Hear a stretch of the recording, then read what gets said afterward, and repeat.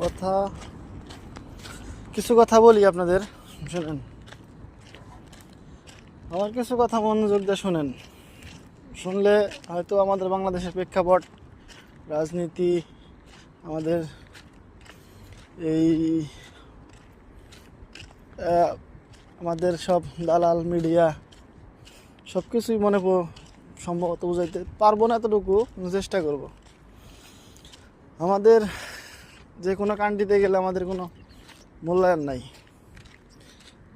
কোনো মূল্যায়নও নাই, তারপরে কোনো সম্মান নাই কোনো রেসপেক্ট, কোনো কিছুই নাই আমাদের, কোনো কিছু না, আমাদের কোনো কিছুই নাই।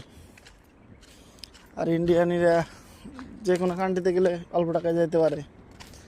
পাকিস্তানিদের কথা বাদ, এদের সারা বিশ্ব চাপে রাখছে, এদের কথা বাদ, এদের কারেন্সির কথা বাদ, সিস্টেম সব সেমই। আমাদের মূলত এই সমস্ত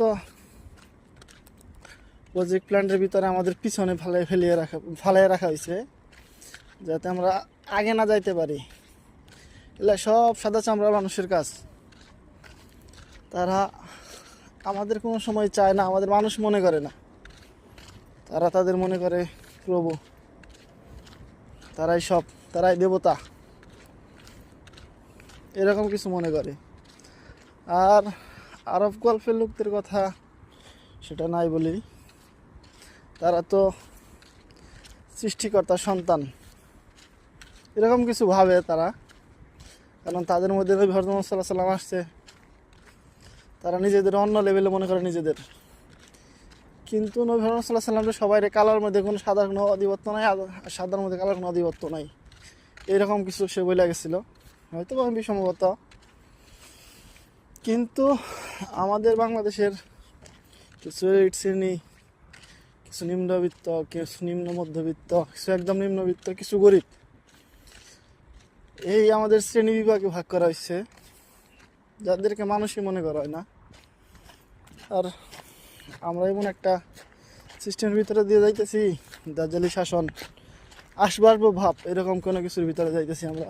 দাজ্জাল মানে আসতেছেও না, ছাড়তেছেও না, এরকম কিছু আত্মপ্রকাশ করতে পারতেছে না, এরকম কিছুর ভিতর দিয়ে আমরা যাইতেছি এখন। না আমাদের আছে একটা ইমারা, না আছে খিলাফা, না আছে আমাদের কোনো রাষ্ট্র যে আমাদেরকে আমাদের সাপোর্ট দিতে পারে।